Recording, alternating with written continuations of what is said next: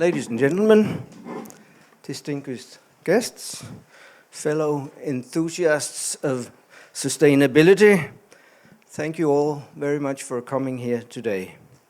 It's a great pleasure for me as the Danish ambassador to Romania to stand before you here today on St. Valentine's Day to set the mood for a debate that I hope will speak to you about the love that we should share for our cities. Denmark's fondness for all green-related topics is no secret by now, I hope. It pervades most of the aspects of our lives today. Urbanization, the defining trend of the 21st century, has seen more than half of the world's population now living in cities.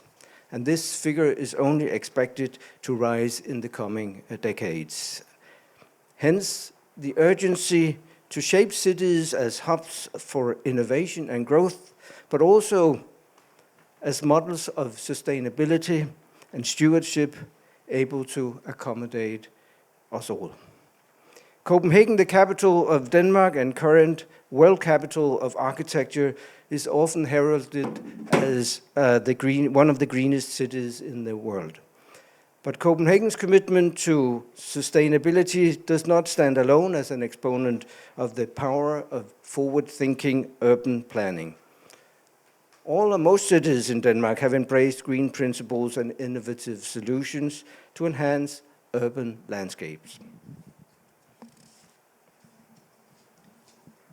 I'm thinking about urban resilience, sustainable building designs that promote energy efficiency, water conservation, natural light, sustainable mobility and transport, emphasis on green spaces to improve air quality and promote mental well-being to residents, and not least circular economy, which sees waste as a resource rather than a burden.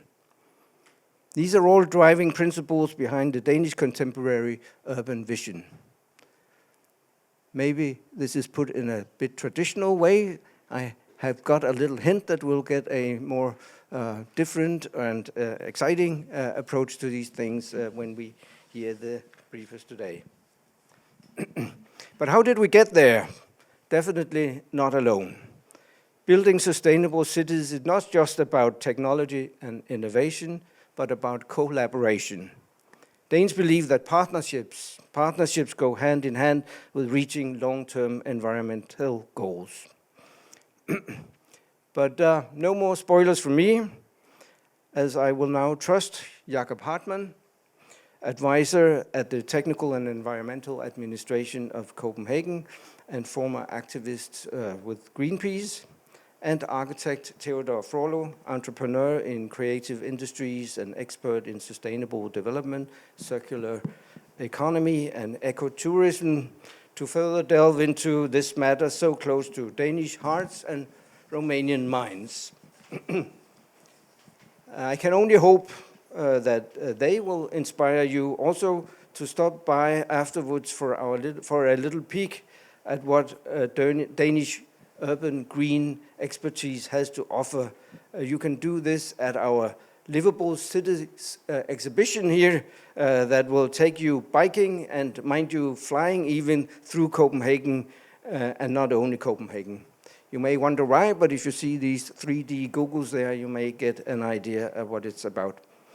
So enjoy the ride and see you on the greener side. So I'll give the floor first to you. Thank you very much. Thank you. Thank you, everyone. I'm very happy to be here. I'm grateful to be able to share some insights today and look forward to a good and open discussion with you all.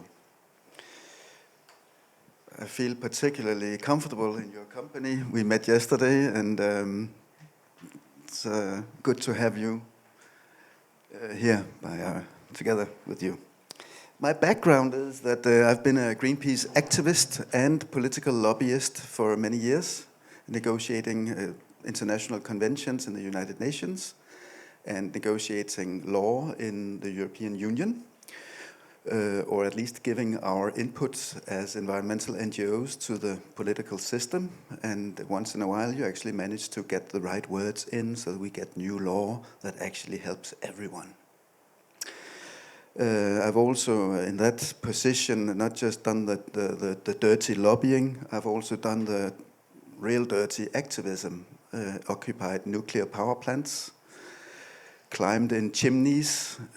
I've been camping in the top of a chimney for 5 days in the north of Sweden.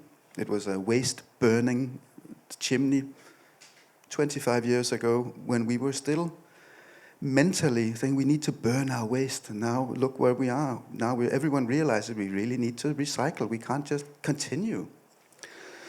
I've been on top of, when you're in environment business, you once in a while you get a little bit lost and you think this is not going to work, we're not going to make it. And it's easy to fall in that trap. But when I look back, then in 1999, that's 25 years ago, I was standing alone on an oil platform. I was the only one who managed to get up on the oil platform in stormy weathers in the small, the Greenpeace boat. Managed to jump up and catch something and then climb up. So I'm there with a banner that says, "No new oil." A very simple message, no new oil. It means don't look for more oil. This is 25 years ago. The message was simple. We already know whether there's enough oil to completely destroy our environment and our climate. And back then, no one understood what we were saying. No new oil, what's that? No new oil. They ended up making me into a Jeopardy question. So this Greenpeace activist, Hartmann, he had occupied a whatever, and then the answer was an oil rig for the no new oil, but no one understood what was going on. Today, we're discussing, and some countries are saying now we need to stop drilling and exploring for new oil. And okay, it's taken 25 years, and that's way too long, but it is still a picture of we are moving to some degree. On the other hand, we're not moving fast enough. Anyways, that's my background, and I've taken that with me, I think, ever since. They employed me at the city of Copenhagen to deal with a project called Sharing Copenhagen, which was a project that arose when the city of Copenhagen was given the European Green Capital Award in 2014. We were given it because of all our green initiatives, and by having that award, we committed to sharing what Copenhagen has done, green initiatives. Now, 11 years after, I'm still sharing. So I'm sitting at the city of Copenhagen, I'm funded by the city of Copenhagen, and it is a city of Copenhagen project. I have to say that to start with, because people think it's like a fund, like a foundation, some private money somewhere. No, this is the city of Copenhagen. And I would like to share the projects, the insights, and also some of the philosophy of why is it we're working like we do. As I said earlier, I hope we can have an interesting conversation just after my presentation. And that we can create an atmosphere where you guys are able to relate to your position. Where does this relate to you? Are you experiencing some of the same problems? Do you need some of the same kind of help? Or where is Bucharest in comparison to Copenhagen on these issues? I'm looking forward to that. Before coming here, it became very clear to myself that now, more than ever, we need initiatives that build democracy, because co-creation is about engaging in society, and we need initiatives that build this and build more awareness about our planet's fragile situation. My own generation has expertly destroyed wherever we've been with overconsumption, and this is why the youth are key to our survival now. Not that many youth. We're a little bit middle-aged, all of us, but not really. But we'll have to do. So today, anyways, I will present you Sharing Copenhagen, how we work, and give you some very concrete examples of the partnerships, as Uffe talked about, and projects that we support, and how we support them, and what kind of value it creates. So Sharing Copenhagen, basically, this is our target group: social, cultural, and sustainable entrepreneurs and dedicated individuals. This means everyone. That's the nice way of writing everyone. Everyone can apply for the City of Copenhagen money, except City of Copenhagen colleagues. They so often call me, we don't have any funding for this. Can't you help us? No, you're City of Copenhagen. We only fund externally. But that's the only exclusion. We have a prejudice for young entrepreneurs, young people that want to engage. But that's just a prejudice. If you have a very good idea, you can be, well, the oldest participant is 83. He's a great guy, actually, a really, really strong urban gardener. So we like to support anything that tests, tries out things, startups, testing and implementation, new ideas, projects and prototypes. If you look at that sentence again, that opens up to support any kind of project that we like. So this is not science of how we choose the projects. We choose them whether or not they contribute to developing Copenhagen, whether or not they're open to Copenhageners, whether or not they are visible, whether or not they create some of the value that we write in our strategies, visions, and policies. So I'm sure you have here as well a lot of fine visions and strategies with all the right words in it. And everything in between the lines about how to create a city that has warmth in it, that has cohesion. People engage with each other. People have areas where they can come together. This is more difficult. You can build a bridge and you can build 1 million bicycle paths. And you can do a lot of climate mitigation so we don't have water running away all over the place. But how do you create the city that is really nice to live in as well? And it's also interesting. And it's not just buildings and roads and offices. You have to create some livable cities. And I like that phrase, livable cities. And on top of the whole thing is the sustainability agenda. There's no doubt that this is really the task we need to solve. By making these partnerships, we have a possibility to give them up to 3,000 euros, not cash, but support. So we're kind of like buying ourselves into a partnership with these young actors. And these are easy money, no bureaucracy involved. They write a one-page application.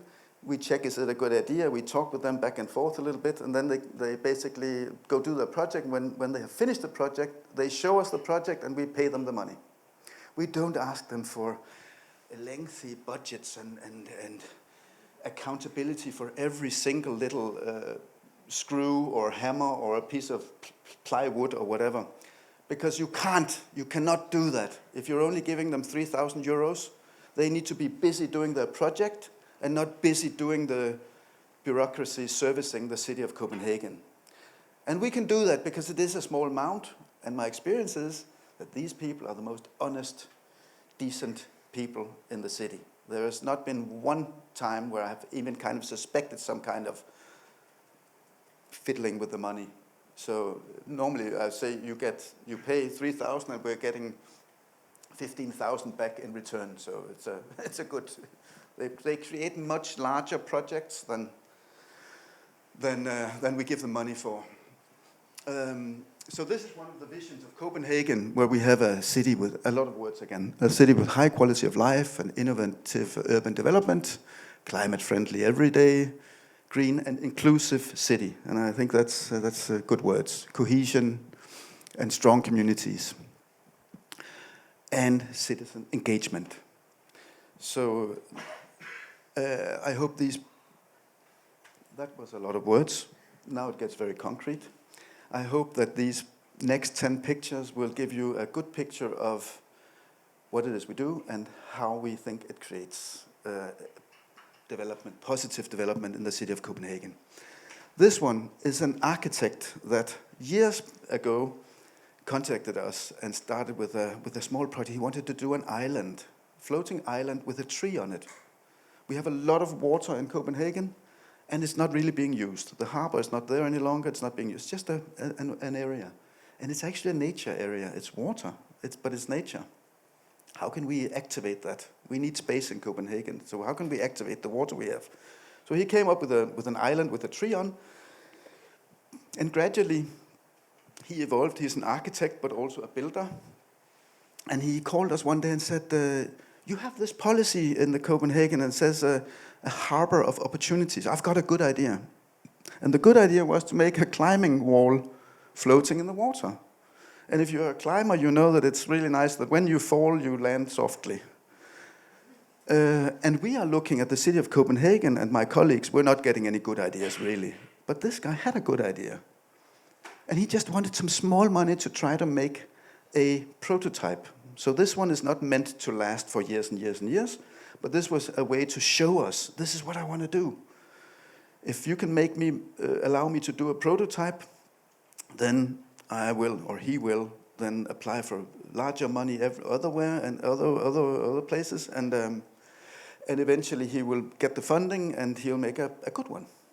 So he's testing out his system here, and that's what Sharing Copenhagen helps him with, because you can't just build that and put it in the water.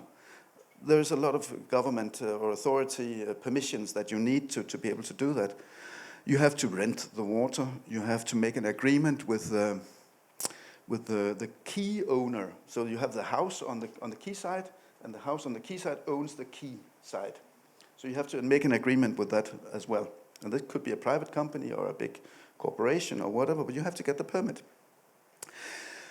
And then you have to discuss with the harbor authorities, is it safe? Is it a safe place to put it? And you have to talk with the harbor lifeguards and make sure that they also think that that it's a good idea. And they're like, oh, we haven't tried that before, but it's only a try. So we have 3 days of trial, and we get a chance to try it out. So anyways, we're now waiting. This was last year. Now we're waiting for a more permanent solution to see if we can actually manage to get that. This was 3 young guys, not kids, 3 young guys that called me and said, we've got another good idea. They started up with wanting to have a floating, what's that called? A floating thing, platform, to have concerts with young, unknown bands in the harbor, which was a great idea. You put all the noise in the harbor where you don't have people living, you don't get complaints, and you use the space. The next project they had, they called me and said, we want to sleep at this floating shelter. So can we build a floating shelter and put it in the harbor? And I gave them this ridiculous little amount of 3,000 euros. And they got 3,000 euros from another place. And then they had enough to fund the materials. Not to have someone build it, because they were building it themselves. So they built this, and it was like an instant success, because we don't have shelters in Copenhagen. Copenhagen is a city. This kind of shelter, I don't know if you know them, but you have them in Danish forests, where governments put them. The government puts them, and they are free for everyone to use. But we don't have a forest in Copenhagen, and not a forest to have these for sure. But we do have a harbor with an extra space. So they made this. And instantly it was a success. Families go out there and spend the night with their kids, bring some food. You can't really make a fire there, but you can bring your food and a little cook thing or whatever. And suddenly we have that facility, hugely popular. 2 years later, they came and said, we want to do the next one. And then they went, and this is interesting because they have a partnership with us, and I give them some money, and then what they promised me is that it should be free for a test period. Now they've made a company out of it. So now these guys have made a company out of helping the city of Copenhagen to activate our harbor as an interesting area to be in. Do you fully understand? We have a very, very boring piece of water. Nothing happens. It's quite still. Water. Just water. And we have an ambition to use that area for something that our citizens can use. And suddenly, these guys make a company. That is, the more they sell, the more they activate our harbor with not some plastic commercial stuff, but actually a wooden floating shelter for a family. Or for some young kids that can go there with a bottle of alcohol, a box of beer, and have a great, and a boom box, and swim naked in the harbor and have a lot of fun. And then we're getting closer to what it is we want. We want to create a livable, strong, livable city where people get out and do some stuff. these guys, this was a completely crazy guy that loved mussels. So he loved mussels so much that he thought, I want to grow mussels myself. So he called and said, can we grow mussels in the city harbor? I said, that's interesting, because if you do that, then you're actually communicating that we have a very clean harbor. So he got all the permissions, and it took such a long while. And that's what, besides giving the money, that's what I help with as well, is to get all the permissions. Eventually, after years of doing this, then he got a small platform, and then he started teaching kids from the school. So he took the school kids out of the school class, took them there, lifted up the mussels, and showed them how is local food production possible? How are the ecosystems in the harbor? What do mussels do? And then, I'm sure they had a great time, these kids. He also made a mussel soup. The spoiler is that they actually didn't eat those mussels because it is in a harbor, and we don't have toxics in the harbor. That's okay. But we do have pathogens. Once in a while, when the rain comes, they flush all the dog shit, I guess, in the harbor. And that's why you can't do it. You have to test them every time. So that's not a good idea, too. So he cheats and buys them in the supermarket and makes the mussel soup, but still they've just been touching it. I think that's okay cheating. What do you think? It's like, okay. That's okay. It's not really lying, deceiving. It's honest cheating. And the thing is, we start him up with a small amount of money. We help them get the applications. We help them make drawings of a larger platform, which he then attracted funding for. Then he had some years of that. This is a 10-year-old project. And 3 years ago, he got a huge grant from EU, and now he's implementing this kind. It's called sea harvesting. He's implementing this in all Nordic countries. So he's moving out of Copenhagen. He went all of Denmark, and then now he's moving out of the Nordic, out into the Nordic countries. So you start very small with a crazy guy that once has a crazy idea, and suddenly he's out there trying to re-teach us about local food production and eco value chains. This one I particularly like, because this was another group of young people that wanted to build their own floating sauna. Same kind of problems. You can't just build a floating sauna and put it in the harbor. We don't accept that. So you have to have permission from what? The quayside, the harbor authorities, the quay, the area owner of that whole, which is a development area in itself, and the city of Copenhagen. So they spent a summer with a lot of young people learning how to use the screwdriver and the saw and everything. And they insulated it with seagrass. And the sauna inside is a wood-fired sauna. The city of Copenhagen saunas, they are 17,000 watt, 2 times 17,000 watt. That's heavy. That's thick copper. You need to drive that. But these guys had a nice little CO2-friendly wood-fired sauna. And they got drunk inside. And they got naked. And I'm sure they also bathed in an area where you're not really supposed to bathe in. But who cares? It's about the survival of the world. It's about staying out there and appreciating the harbor. If you learn to appreciate jumping into the clean water, I'm sure you're building a new generation that are more likely to take care of the world we live in. So, and this is something I took with me from Greenpeace. To hell with the rules. It's about getting the next generation dry-footed into the next millennial or whatever you call it. And I'm not allowed to say that as a city of Copenhagen, because it just creates a stereotype of these projects are just something that's just randomly dumped out into the place and we just sneak them in and they don't really have permissions. But the thing is, actually, by having them as partners, it makes us able to not control them, but to make sure that they are in the right positions, they do have the right permits and the right time they can be there and everything.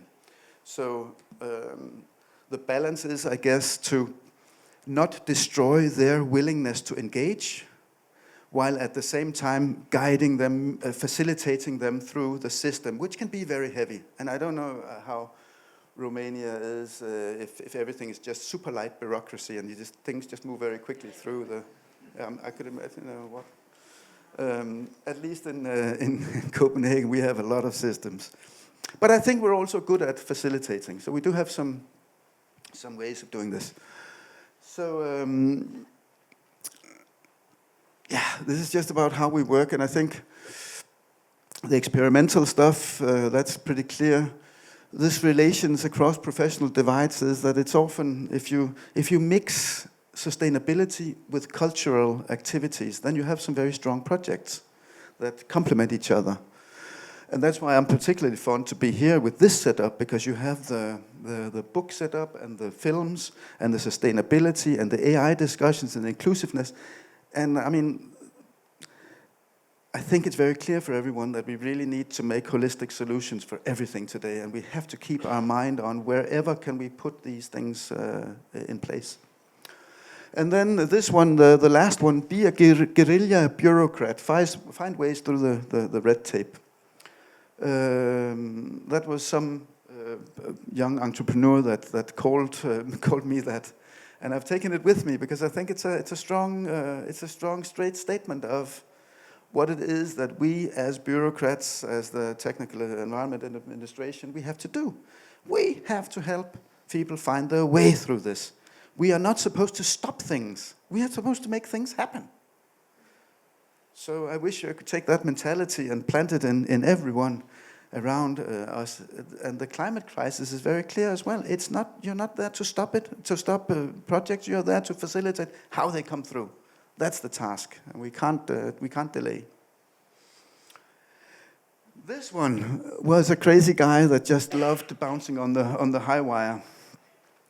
And I said, okay, that's interesting. You want to build an organization with young people that use the city trees to make a high line and to do sports instead of engaging with the iPad and the phones and everything. You want to be outside? That's interesting. Let's support that. And he had a dream of walking across the harbor on a high line, and that's 160 meters. And the funny thing about that year is that we had the architecture year, and we needed some events that could draw people. So we contacted the design center, the architect headquarters, on one side that had an exhibition opening in May. I said, okay, on that day, why don't we make an event that can attract people to your exhibition, while at the same time helping these guys to fulfill their wildest dream about crossing the harbor on a line. So we connected the old part of town, which is over here, to the new, more modern part of town, which is on the other side, where the architect center was, with a line. So this was the thinking of what's our mandate to do a Highline event during an architecture week. And you know, that's about finding the right words so that you can get in your project proposal, get that through the system. And we ended up having 10,000 visitors seeing that. And the architecture center, they broke their record on most participants on their opening day. So this is just an example of if you put like these guys together with an architecture exhibition, then you're very lucky. If you had to buy this, then we would be paying like, I don't know, incredible amounts. We ended up paying for the equipment and some sandwiches, and I hope they managed to put some beers in the budget as well, and I think they did. But they were happy, so they had the wildest dream fulfilled. We had 10,000 people engaging in this. How do we create awareness about the architecture celebration we had? We closed off the harbor for 2 days, and there's another example of a lot of permissions. You imagine if you have to close off in the harbor, you're not allowed to open the bridges, everything is just shut down. And I took that on me, because then it's not them asking for the permission, then it's the city of Copenhagen asking the city of Copenhagen for permissions, which means things go through more smooth.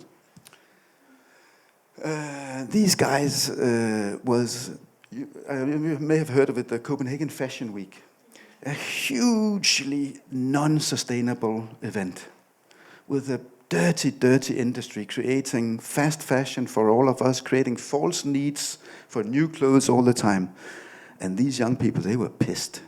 They were angry. So they wanted to do an alternative fashion week. And they ended up creating, now this guy here, these are waste textiles in Africa somewhere. They created an alternative catwalk with a whole load of queer, non-binary, new designers wrapped in plastic and what have you. Like a huge statement, but it was both innovative. It was as innovative as you see it on the pro catwalks. But it was with a sustainability drive.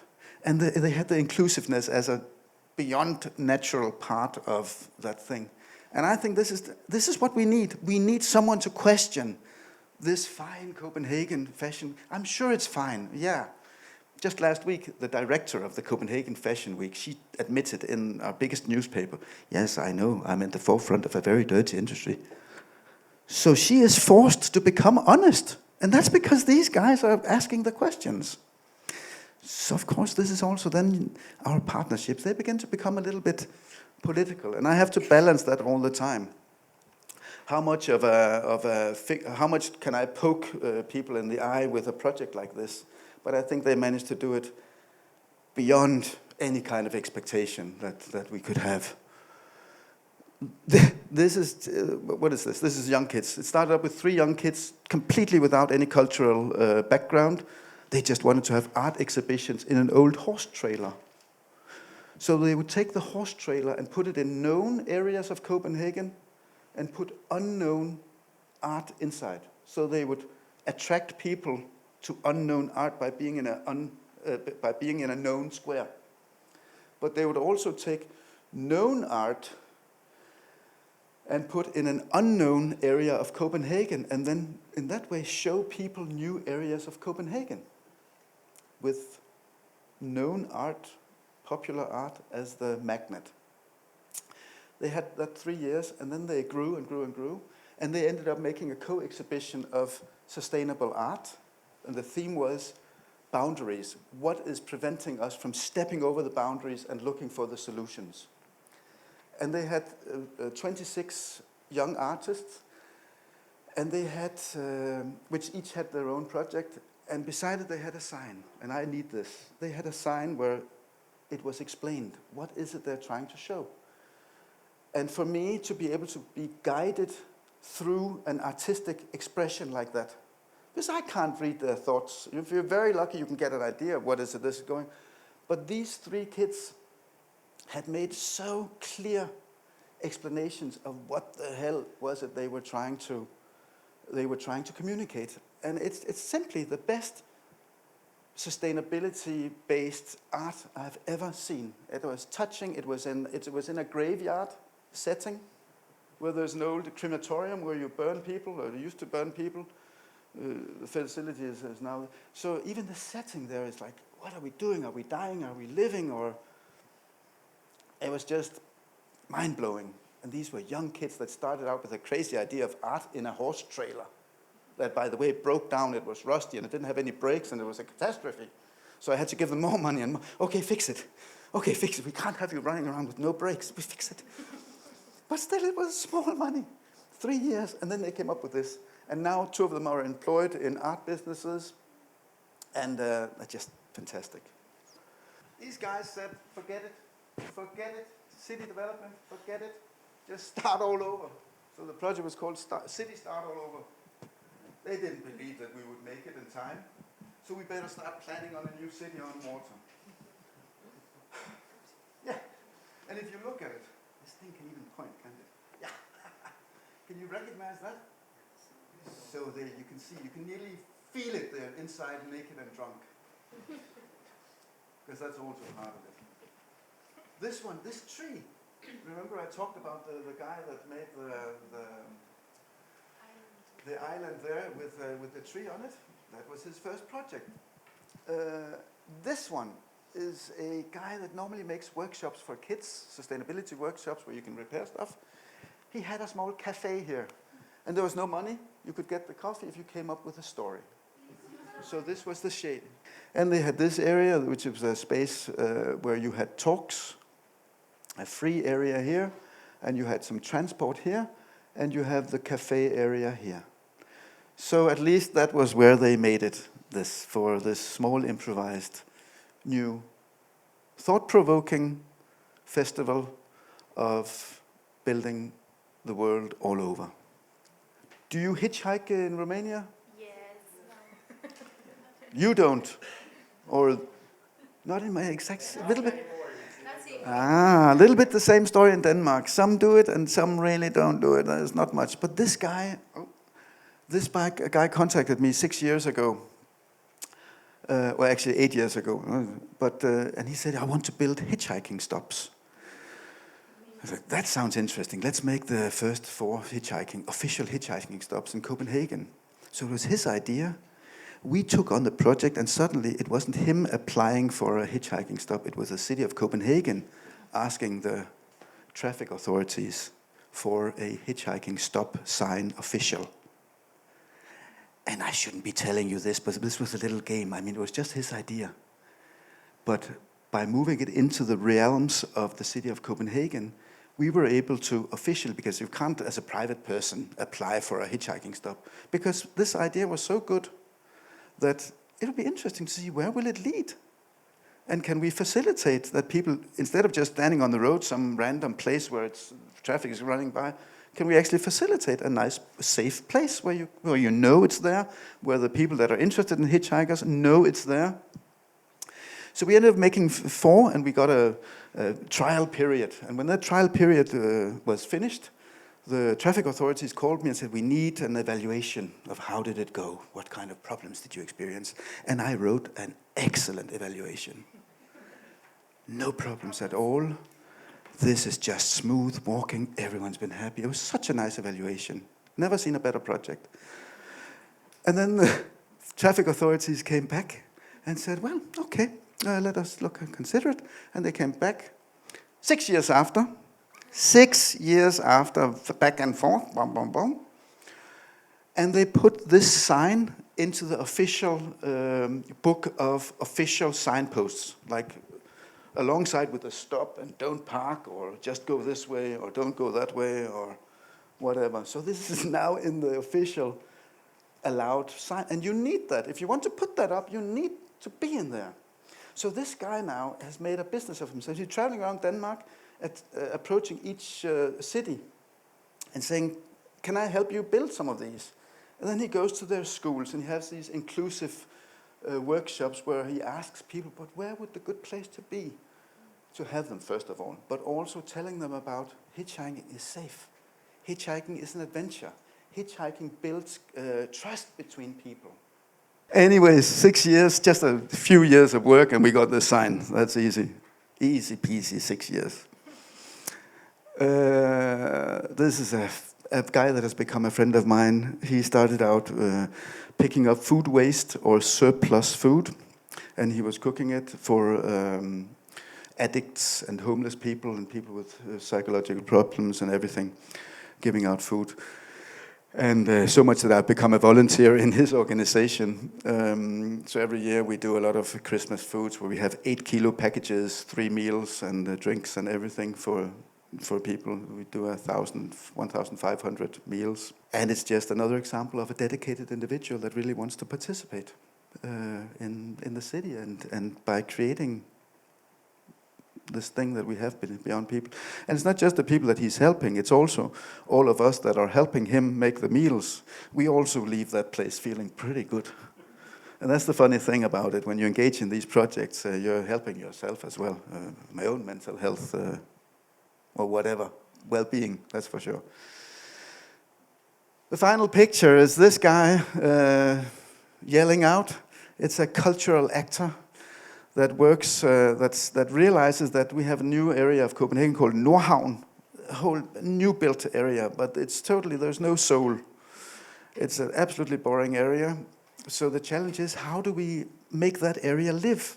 So he makes a caravan from the more established part of Copenhagen, with all kinds of different cultural actors, and they walk all the way along to Nordhavn, creating a lot of noise and a lot of life and a lot of activities. And in that way, we are back to where culture helps us develop a livable city. And as a final note, I would say that culture and sustainability, they are the perfect match. Anyone who is engaged and interested in culture and the world around us is also, I would dare to say, naturally interested in sustainability. And I think the overall thing is that we have to start, or we have to nurture engagement, any kind of engagement where people are not just looking into their phones at home, inside. We need that to be able to develop. And well, I'm so fortunate working with these people, working with these entrepreneurs, these dedicated individuals. These are people that are so strong in their energy, and they are so, it's like their DNA is naturally inclusive, is naturally sustainable, is naturally want to share. So it's a real privilege to be able to support these kinds of projects. Thank you very much, Jakob. It's very, let's say, supportive for some of us, because with your story took you 6 years in Copenhaga, which is the symbol of modern city in the world. So if we start to redone our Dâmbovița River 13 years ago, I think it's a good comparison, you know. I think everybody, when somebody from Copenhaga start to tell the story of the city, it's very hard to even think. You need. It's not an easy job to come up in the city with new ideas coming from the people. And in all your stories, I personally, for me, identify some, let's say, objective of what you are doing. So one of the objectives is to give the power to anybody to build something in the city for him and for his friends, because this bring in the community the trust they can dare to dream one of their ideas become reality, So this is the first thing. The second one, which it's a lesson from what you present, I think is you need to reconnect people emotional with the natural resources. In your case, it's the water. Most of the examples were around the water. Because in our world, I think we lost this direct connection with the resources, with natural resources, This is the second thing. And the third thing, which is, in a way, remind me about a discussion, I think 10 years ago, with an American mayor. I don't remember a big city from US. It was a very interesting statement. He told us in a meeting like this, look, always a public administration thinking in rules, in permits, they are stuck in their legal system. So the new ideas and the new innovation in the city always is coming from the community. And what I understand from your position, the Copenhaga City Hall hire you, but you belongs to the other group of the people, yeah, and give you this power to deal with this community, to deal with their trust, because you are trustful, we can see on your speech, yeah, you probably, it's exactly what you said. Sometimes you need to be very careful with the public, what you are saying in the public, not to disturb the legal part of the city hall, yeah. But what it's very important, and this is a lesson, in my opinion. One, you need the courage to dream, and I think in Romania, this is one of the biggest, let's say, our biggest change in Romania. I think we have a big group of people which they really believe in their power, and they put pressure on the public administration and on the political side, and they come up always, every time, with new projects, with new ideas. Of course, it's not easy. Sometimes, not sometimes, most of the time, we don't have a person like you in the public hall or in the local administration. But I think what Romania, and this is my positive, let's say, intervention for us, because we need also to congratulate for something, because we need also courage to continue in our work. I think always, even in these modern cities like Copenhaga, where the first feeling is everything is perfect. You don't need anything else because everything is working. A friend of mine told me today he saw an article in The Economist about the ranking of the most walkable cities. Unfortunately, you are on the second place after Milano. Romania, it's around 36. Yeah, so it's not so bad. We are in the top 100.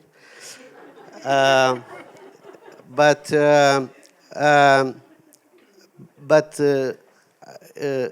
your story, and this is what I want to ask you.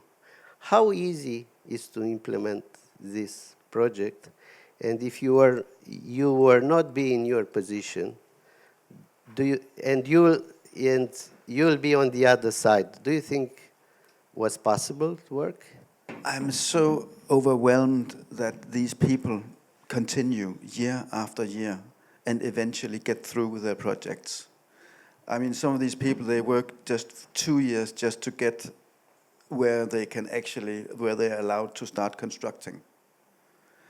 So it's not easy. And that's why I think it's so important to have a facilitator, a go-between mediator between the city of Copenhagen and these entrepreneurs with good ideas. And you're right, I do feel probably more like the entrepreneur, but on the other hand, I also feel a very strong attachment to the city of Copenhagen, because it's making the system work, and we have so many people that try to make the system work, and I'm just the one that tries to make this work. And my philosophy is that when people approach us with a good idea, we should be there with opening the door. We should be opening the door for them. A lot of the times we see the administration trying to get the good ideas themselves. Okay, we got a good idea. Who wants to join? No, it doesn't work that way. Bring the good idea to us and we can help you. We can't attract people to implement our good ideas. No one wants to implement others' good ideas. So to me, this is logic. I mean, if someone comes and wants to engage with the city of Copenhagen, you open the door and you help them immediately. But in the same time, you have a very, let's say, smart system, because not any idea become reality overnight. So you have a very interesting process. Yeah. So you start with seed money, very little, just to develop the idea, if I understand right. Yes, yeah. And please confirm me. And with this seed money, you just develop the concept, and sometimes you need more money for depend of what you are, because for sure the sauna, you can't build it with 3,000 euros, No. for sure. So just to be very clear, so you give some seed money to give opportunity to come up with a project.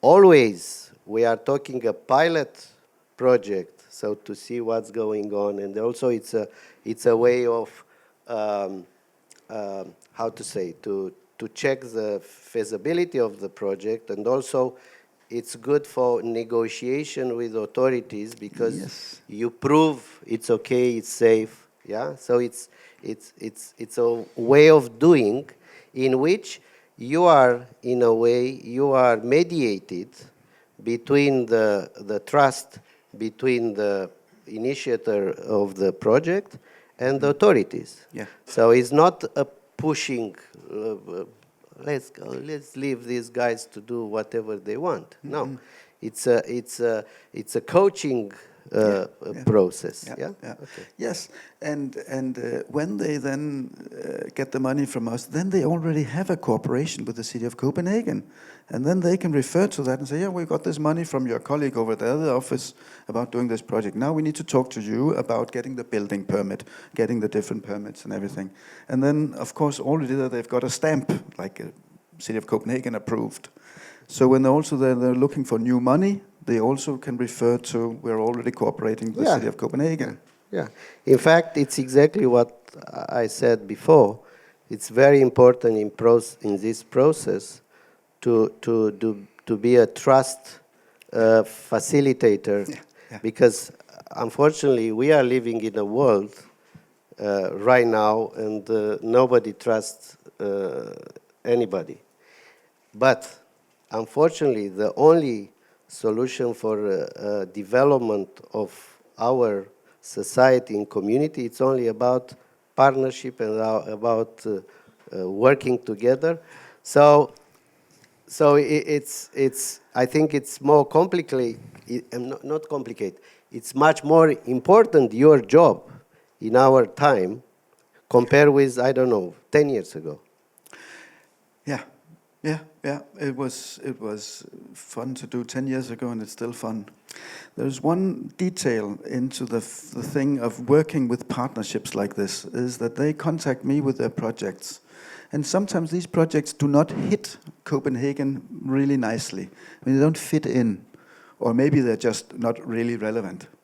But by having this very respectful dialogue with them, then you can shift their projects, just shift it lightly. You don't change the project, but you shift it. You shift the focus, you shift the words, the communication around it, and you remain with the core idea and energy that they come with. But you shift it so that it fits into the city development goals. And that's also another privilege you get when you get so close. I mean, I'm in close cooperation with these people, and they call me and I call them, and we discuss back and forth, and they will allow me to maneuver their project into a little bit other place. And when they call me and they need to maneuver it into another place, because they didn't succeed to go this way, we didn't manage to get this and this, can we do this instead? Then I'm an open yes book. I'm the yes man. Just yes, if this is what will make sure that you can get towards the target. The target is the most important, not the. And that's just such an interesting dynamic that you can quickly. I mean, if you apply the EU for money, and you have to apply 5 years in advance, and you have to know about this project and in finest details 5 years before you even do it. If you want to change anything, then you can just add 2 years. I'm making fun of it. Maybe it's not that bad, but it's pretty bad. So this is much more agile. And of course I realize that when you're dealing with grants of 3,000 euros, this is not 3 million euros. And you can't compare that. But the mindset of if a project needs changing to get to where we need to go, then quickly change it, because we don't have time for another 2 years of discussing whether or not we can do this or this, if we can do that and that.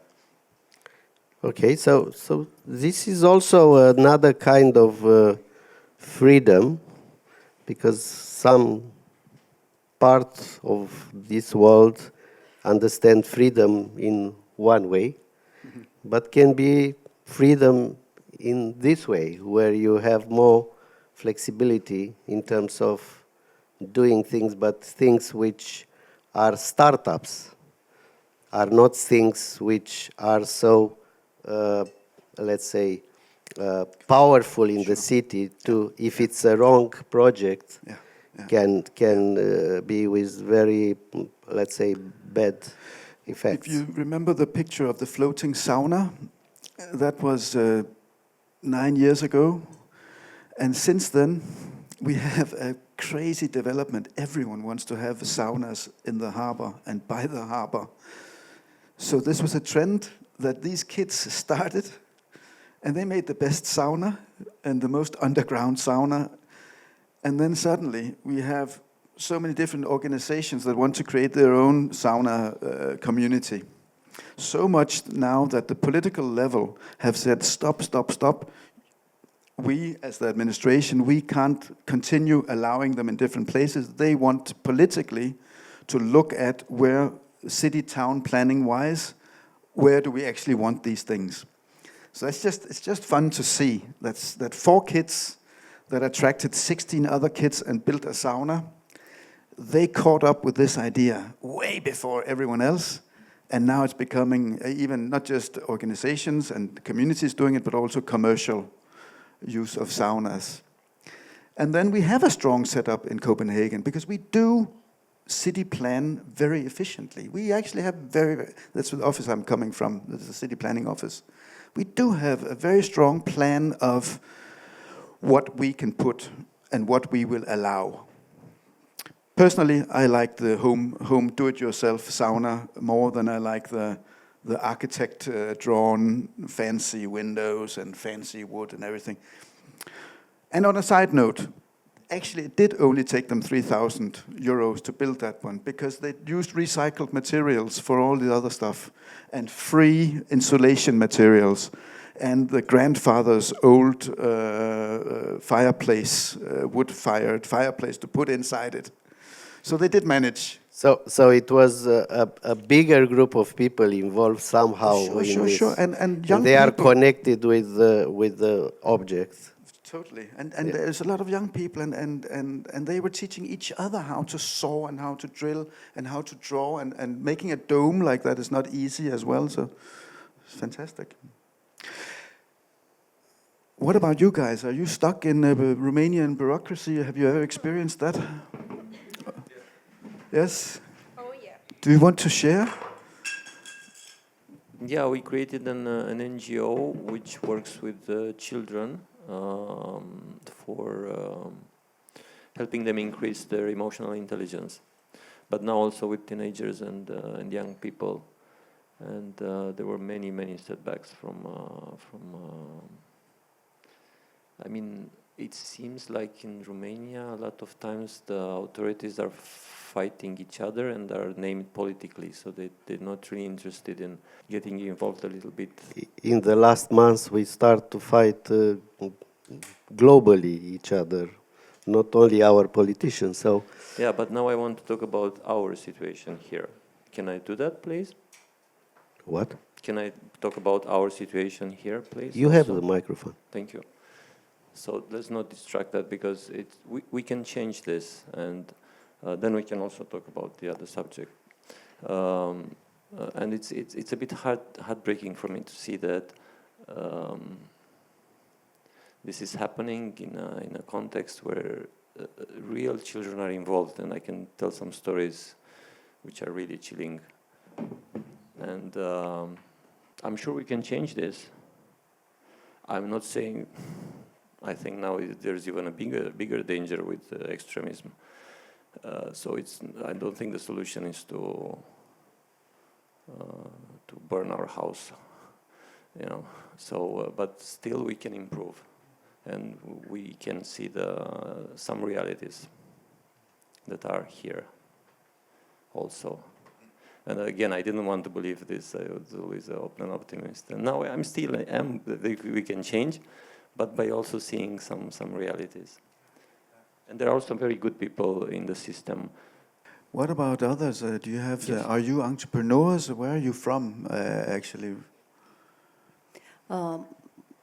We, a group of neighbors, intend to start an NGO, and we deal with bad mentalities. So I want to ask you, because you have stepped from the boat of activists to the boat of public servant, which are the best tools to change mentalities and to open for dialogue, for collaboration, for working together? That's a nice question. You know, I used to love to kick the bad, dirty industry. I loved to fight. I loved it. And it was so easy because that dirty industry was just destroying the world. It was very clear. And I spent 11 years doing that. Always connected to the aim, the objective of getting political action on regulation on these companies. Then, and this was about 2008, I shifted my job to the city of Copenhagen, where I was employed to support green companies. And that was at the time where you began talking about green companies. So that was, for me, very interesting to go from the more aggressive campaigning and bashing and shaming and letting the people know that this is dirty industry, this is black dirty industry, to lifting up the emerging green companies in Copenhagen. And to your question is, I wish I knew the things now, then that I know now about how the system, how much, even more, we could have used the city of Copenhagen to implement our Greenpeace agendas. And I didn't know that. I thought we were like kind of in opposition to the city of Copenhagen. But once I joined the city of Copenhagen, I realized that this was a city so advanced that any of the policies that the city of Copenhagen had could be Greenpeace policies. So just to mention one, what did we want to do with climate? Well, Greenpeace, of course, wanted to stop climate change. And the city of Copenhagen wanted to become CO2 neutral. CO2 neutral, not CO2 minus 10%, CO2 neutral. You can't have a higher goal than that. So this was an eye-opener for me to see that the NGOs were, I would say, very much aligned with the city of Copenhagen. So the only question is, how do we quickly get to implementing? And I wish I had known more about the city of Copenhagen and the potential colleagues I could have had. Their cooperation partners.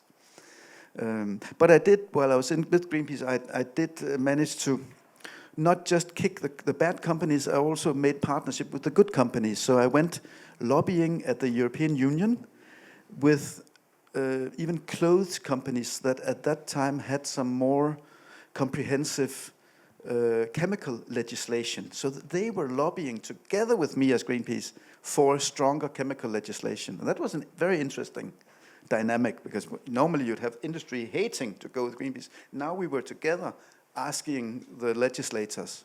And that meant, what could they say? Oh, there's no one arguing against you. Maybe we need to move. That was interesting. So I think we need everything. I think we need everyone on board. And I'm pushing impatiently that the systems and the people that are well-funded, the city, the strong city of Copenhagen, that have the opportunities to move, and that we do it fast. And we're not doing it fast enough. Even though we have lots of really, really nice projects. The new thing that we are addressing now is that, okay, we can get rid of the coal, we can get rid of the dirty energy sources, and we can do that from a central whole. But what we really need to, the next step is to look at people's consumption. How is it we change from a material consumption to a more experience-based, like theaters and things you can experience? That's where we need to use our money, use our time, instead of buying more useless gadgets. And this challenge, then you have to convince like 1 million people to not spend so much money on useless, worthless plastic gadget things, and start going to the theater or taking hikes in the nature. I don't know. So we need everyone. Yes, we need also to deal with our public administration. Doesn't matter. And sometimes you have good surprises, because in any organization, I think always, probably it's a rule in any in any group, social group, if our politician, if our I don't know, specialist in a field or whatever, I think always you have the dark side and the light side. The people which are open for change and the people which are very conservative and very stuck in their own mind. So probably what you need to do is to find the right counterpart and try to build up trust, because the trust is everything. And in a world where we feel, the NGO community feel, always the public administration is not somebody you can trust, it's very hard to pass over this barrier and try to build up a dialogue and to find the right person in the group and in the organization, which can be, let's say, much closer to your values or your opinion. Trust, I think in Denmark, maybe you guys know about how are we rating on trust in Denmark?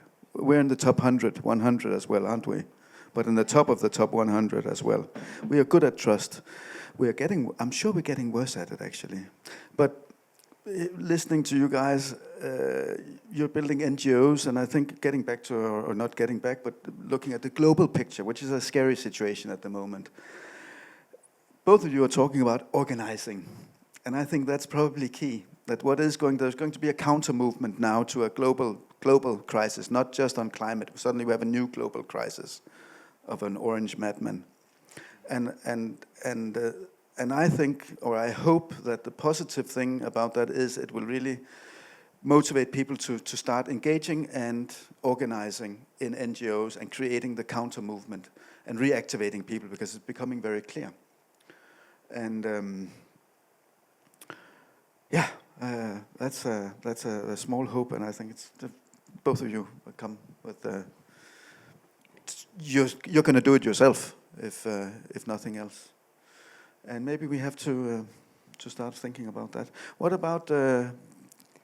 Here have some it is nice another projects. question. Yeah. First of all, thank you for your stories. They absolutely blown my mind. I'm thinking about the power of the storytelling that we have when we are taking some successful stories, not only bad news that we hear all the time, everywhere, too many bad news, I think.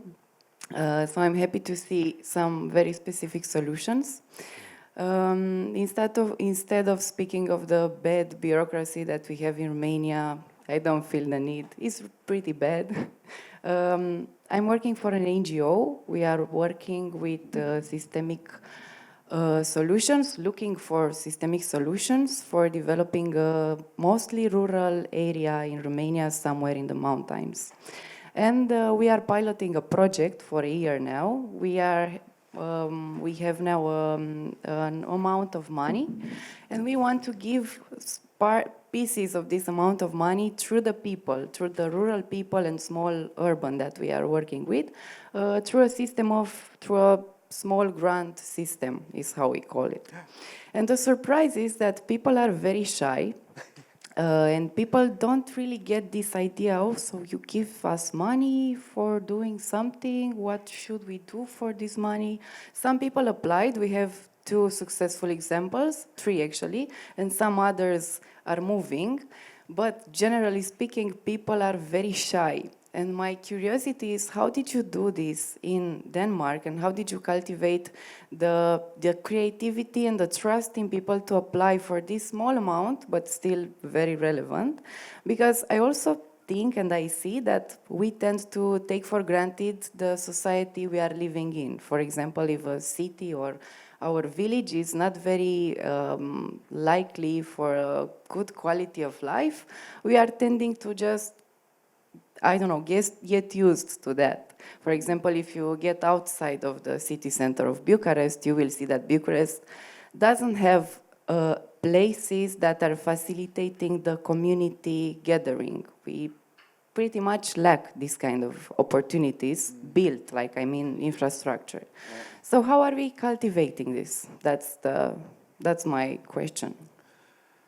First of all, I can't answer your question on how to improve areas or the expectation of things, because in Denmark, if things don't work, we fix it. That's pretty much it. If you have a problem out there and something's not working, you call the government or you call the city council, and they get out there and they fix it. And if you're living outside of Copenhagen, then you're just lucky, because then things are even nicer, because then you have some nature as well, and things get fixed. So I can't help you on that one. But on how to spread the word that there is actually help and money to get, and how to spread the word of creativity, your ideas are open, I totally reflect that. I see that and I experience that myself, that it was hard for me to communicate with these entrepreneurs and saying, listen, this is not the city of Copenhagen you're used to seeing. I want your ideas, and I want them to be crazy, and I want them to be more crazy, and I will choose the ones that are most crazy. And they didn't really, it was like I was trying to say it, and they didn't understand that this was the city of Copenhagen asking them for something crazy. Eventually they got the idea, and we developed a system where each year, when we opened up the application process, I invited everyone to come to a meeting. So we have now like 50 participants that come to the meeting. It's a 2.5-hour meeting. We just talk about what does it take to apply. That's one page, that's easy. What is it we want to do? We want to make a livable city that's sustainable, social and cultural, where people love each other. Bring us your ideas. And we don't like paper, we don't like investigations, we don't like apps, we don't like anything that's not here. We want to see a city garden, we want to see a floating shelter, we want to see concrete projects. So that's the first 15 minutes of the network meeting. But then we actually allow each of the participants 1 minute each to say why they are there, what it is their good idea is, what kind of help they need, or what kind of cooperation partners they need. Not just the city of Copenhagen, but also others. And that brings me back to, remember I talked about the 83-year-old gardener, urban gardener. There's so many that want to create a small green spot in their area. They say, we want to create this green spot, we want to tear down the fence and put a bench there and a fireplace, and people can hang out, and it's okay, we will clean the area and keep it nice, and everyone can use it, but we just need to plant. And then the 83-year-old says, yeah, but I grow organic plants up here, so just call me. I'll come and help you and show you how to plant these things. So they share knowledge and they share competences. So in that sense, the answer to your question is I use the big network to help create that big discussion, and so that when everyone flashes their idea, this starts new ideas in other people's heads. And then it takes time. It takes time. So I'm still at it's a good point. I'm there when I get I get 3 applications and 1 application I can support. So 33% of my applications I can actually support. That's a good statistic, which is also comforting to know that if you actually write an application, which is easy to write, then you've got a very good chance of coming through. And it takes time to get the knowledge out there about your fund.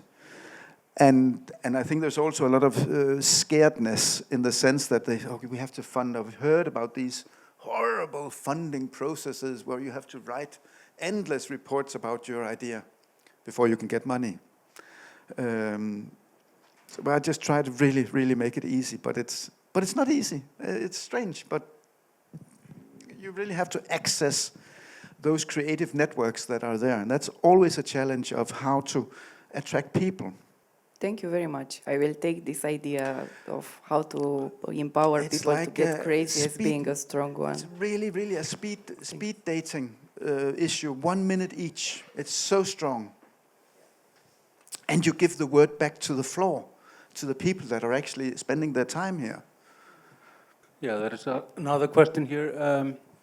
I'm equally fascinated about this project because I envision that, big cities, like Bucharest, Copenhagen, Paris, what have you, are actually, increasingly, planned or managed, by the authorities.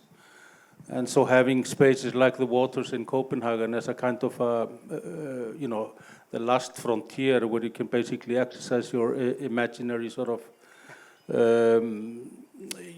fantasies about co-living and possibly, like I get from your talk, that this is also a project about inspiration for younger generations of, cultivating, not only, the relationship between people, but also, with the earth, with the water and our environment. But I was wondering if you could tell us, how do you measure the success of this? You've mentioned, the numbers of companies, this and that. Yeah. But do you measure? I'm interested if you measure it on the level of philosophy, basically. Do these participants that are successful of getting funds really sort of engage in? On a philosophical level, engage in the notion of sustainability and so on and so forth. Thank you. I said earlier that these people, their DNA is naturally sustainable. There's no doubt about that. These were born in a generation where if you're not completely blind, there's a sustainability challenge. The city of Copenhagen asked me once to do an evaluation of my work. And it was a good evaluation, by the way. It turned out really nice. But they started out, the managers, they started out saying, let's measure how much is this worth? How many money is it worth? And I said, sorry, I'm not going to do that exercise. You can call a consultant if you want that kind of magic. But what I would like to do to measure it, I can't measure it. And I can't be busy measuring it because I'm busy doing these projects in the town. I can't be busy with all the meetings in the city. I need to be out there in the town doing it. So I came up with a way of illustrating what kind of value it is. And I can't say if it is this, but I can illustrate it. So I took 6 different of the city of Copenhagen's strategies that all have aims and goals we want to move towards. So I took this project, and let's take the sauna, for example. So we had a strategy called the Harbor of Opportunities. Okay, so the things in that one, this one ticked off on that one. So it actually helped to implement the vision we had for the harbor. We had another one called Co-creating Copenhagen, and you may figure out what that's about. It's about co-creating Copenhagen. And this floating sauna was co-created by a lot of people, Copenhageners. So, surprise, tick. One of the semi-goals was that we have to have develop a Copenhagen with I don't know, with an edge, they call it. I call it Copenhagen with some punk. I like that better. And this bit about having a floating sauna with drunk people in it jumping naked in the water. If you see that, you can't help feeling that this is a town where you can do stuff. So of course this was Copenhagen with the punk. That gave them another notch. Sustainability. We have another sustainability strategy. Okay, they were using sustainable recycled materials. And this is 8 years ago. And now we are opening up local recycling yards all over the city of Copenhagen to make people go and access recycled materials. But they were already doing that 8 years ago, before the city of Copenhagen started it. So there's another tick. So the system, the method in it was just to show that this crazy project, it's just one floating sauna in the harbor. I mean, it's not going to change the world. But it did talk into those 4 visions and strategies. And in that way, I think it was very clear that Sharing Copenhagen partnerships were creating a different kind of holistic value for the city. And I personally, I'm in opposition to all these fancy words that we have in the strategies, because if we don't materialize those fancy words, then we've just wasted our time writing. So I think it was a favor to the city of Copenhagen to show this is a way of doing those projects. So that was one thing. The other thing was very, very clear, is I took 32 of the projects and looked, okay, we have 32 projects, how many of those have actually resulted in jobs? And 8 of them, and I think that was 3, 4 years after, I could tick off that they had actually created jobs. People were now employed doing those projects. And that's also a strong number. If 8 projects out of 32 projects that were supported with a ridiculous amount of money, if they end up making business in Copenhagen, we have an army of 8 businesses doing what? Ticking off our visions and strategies, helping us to do what we need to do as a city, while they are making money for themselves and creating the kind of value that we want. So I stood up against the system. I stood up against their, let's monetize this, because I couldn't. How can you measure in money how much a floating sauna is worth? I couldn't do that. And I got through with it. And they accepted it. And that was my way. A long story, I'm sorry, but that was the crazy method. Yeah? So, as you've seen, it falls upon the NGOs to do this sort of like small grants and to help the community and to help build community. For example, as a citizen living in Bucharest, I'm not aware of the City Hall of Bucharest having these initiatives.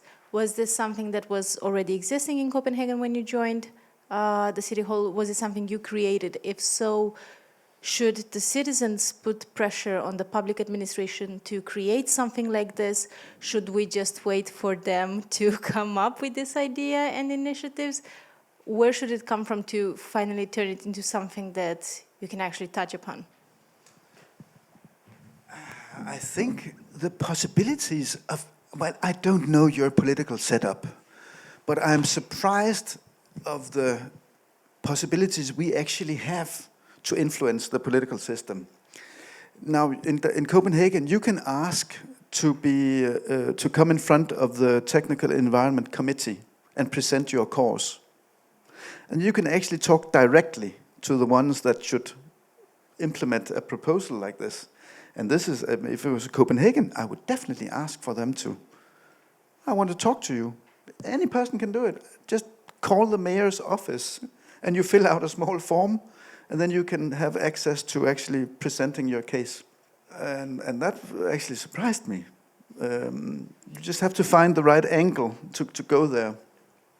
So yes, I think things don't happen by themselves. Of course, you need to push them. And typically you need to find a politician that's sympathetic to make that person move into the system and get into the line of thinking. Of course, there are always a lot of other foundations that give out money. I'm sure you have them here as well. And yeah, it's a question of, the strong thing about this setup that we have is that I'm in the Copenhagen city administration already, so they're already being helped into the system. If you get external funding, they have to call the city of Copenhagen. The good thing is, even if it's external funding, my services with Sharing Copenhagen are still available, so I don't care where they get their money from, I will still help them maneuver. So go do it. Go do it. From what I've heard from you, a lot of ideas come from youth, which is a very good thing, because empowering youth to create projects for the community is something which they should actually do for the community. What my question is, how exactly do you reach to these new project makers? Is it simply by the participating in the manifestation of the ideas already in place, or how exactly does the city of Copenhagen manage to reach these new project makers?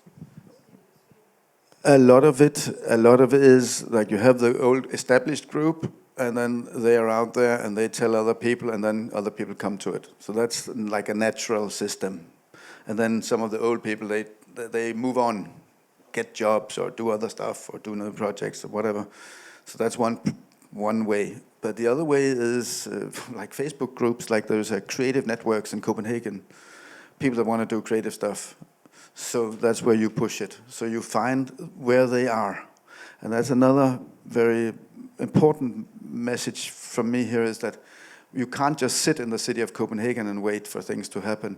I go out into the world and try to attract them where they are. So I also look at creative hubs, and I go out there and I talk with them and I let them know that this money is there. And I taste their projects and I go, okay, but that sounds interesting. Why don't you apply me? So I'm out there very active in the physical environment, but also all the time keeping an eye on where are the groups of people that are already discussing these things, because then I can target that once, 2 times a year when I open up for the application process. And then I just discovered that the city of Copenhagen has a newsletter where the larger projects are allowed to get their little thing in. But I might also be able to squeeze in a small remark that now the application process is opening. So it's ongoing, and it's a real challenge. It's always a challenge to attract people, because we are fighting for people's attention. And it's like a beauty contest. You really have to have an attractive product all the time to be able to compete with all the stuff that's going on. And Copenhagen is very busy. And there's a lot of things going on all the time in Copenhagen. So, yeah. Thanks a lot for all the information. It's really useful in what I do. I manage I'm part of the team managing the architecture stamp duty, which is like a fund of about 1 million euros that go out annually to architecture projects, cultural projects that deal with architecture. Doru knows the fund. So we're going through a process of reimagining the fund right now. Its beneficiaries, its impact, what we would like, what our organization, which is the Romanian Order of Architects, wants to do with the fund. Yeah. And I'm curious about the, let's say, administrative background of what you do. How many projects you fund a year? How big is your team? Because what we deal with, we have like 100 teams funded annually, let's say. Sure. 100 projects, about less teams, because most of them have more projects, more than one project. And we're trying to be as non-bureaucratic as we can, but we still work with the Romanian law, and we like to have everything printed out and stamped and so on. And this puts a lot of pressure on our team, because we have to go through all the files and see.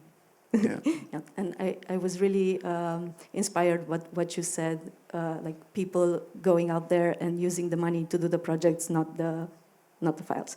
So again, to what I'm asking, how many people in your department, and how many projects you work with? Yeah, well, we used to have full-time. Now we used to be 17 people. We had a huge year where we were sharing Copenhagen, everyone 17 people. And then there was 5 of us the year after, and then there was 3, and then there was 1, and now there's half of me. Oh. And it's still possible. So we manage like funded 25 projects a year that are funded and that are nurtured and carried through. And then besides that, I probably have 10 projects that I help through the system, or projects that have died died within the system, and then we take them out and revive them, and I go to the management here, the management there, and say, we need to revive this. We can't afford to lose this. We need to do this. And then we can resuscitate projects. So it's, I have a confession to make. These projects communicate way more than we're actually doing. We're doing 25 projects a year, and these are great projects, and these are really, really nice projects, and people love it, and they love the support they're getting. But they communicate much more than what we are putting in it of resources. It's like, what is it, 80,000 euros if you 25 to 3,000 euros times 25 projects, plus my time. And I wish we could do more. When I'm out here telling this story, I think, well, of course we have now above 200 projects during the time, and that's a fair outcome. That's all fine. The good thing is we are starting now to make similar kind of partnerships within the waste campaign, the resource campaign and waste campaigns, where they also realize that we need to engage the citizens out there that want to create small communities of resource sharing and stuff. And we're also doing it within climate, where they're also looking at communities that are interested in looking at what they can do to reduce climate impact and stuff. So the work method, the methodology is somehow spreading, but the business about really keeping it non-bureaucratic, I'm not sure they're all as lucky as I am, because I've done it, I've also done it quite autonomously and insisted. So it's me insisting, well, and making sure that they're not asked to do all this reporting. So we have another fund, that's the biodiversity fund. They can give up more money, but it's a long process. And then the office that deals with the permits, they have to look at why are we supporting that project and not that project, and make a political evaluation that then has to go to the politicians that then have to kind of decide, which means it's so heavy. And the people there, they're giving out more money. So we can also expect there has to be more accountability. I'm totally, that's not a question. But I'm just also noticing that these people are dying, even the ones that get the city money, are employed by the city. They are bogged down by this bureaucracy. So you have to find the right balance. And I think one of my tricks, because we're the city, so we're not allowed to actually support businesses, because then it's illegal support. It's small money. I'm sure there's more dirty money flying around. So what I do is, I don't support them. I buy a project. I'm buying a floating sauna, or at least I'm buying a quarter of the floating sauna. So I buy the project. So they just send me an invoice. Here's a floating sauna project. You just bought that and I'm buying that. And I think that's a very, very straight way of saying, we're not just, this is just that money we're giving out. We're getting a concrete product that's available for the city of Copenhagen inhabitants and guests. I don't think you have the same problem if you're a private entity. Then you can give your money to whoever you want, more or less, within your foundation, of course. There's a law behind that, but yeah. Yeah. No, but the business about the mindset of not asking these poor souls to account for every nail and every piece of wood they buy. You can take that with you. And resist any manager that says, you have to be accountable. We're plenty. Look at the project they made. Just look at it. So every year, I make a year project, and I ask them for two things. Send me 3 different pictures, so I can choose one, and send me 7 lines of your project. And then I rewrite that in the words of the city of Copenhagen. And that's it. That's the reporting. yes, I think it's a good lesson and about, and this is this situation are a lot in other regulation and special for you. So the idea to have which is the amount, a small amount, but which is targeting just to be like a startup seed for a potential big project. can be managed in a very easy way, because we are talking about a small amount of money, and it's a different situation. It's like approval for I don't know, certificat de urbanism, autorizație, construction, building authorization, which, for example, in Romania, if you are just want to repaint your house, you have the same procedure like you are building a new house. So this is a good example of how you approach, and I think this is an idea. We had such an experience with,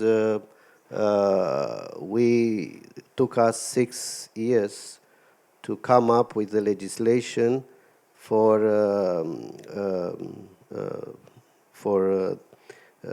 to be allowed to cook in your own kitchen for tourists in a traditional village, yeah, because we had the same regulation like a big restaurant in 5 stars in Bucharest, with a village small business for residents.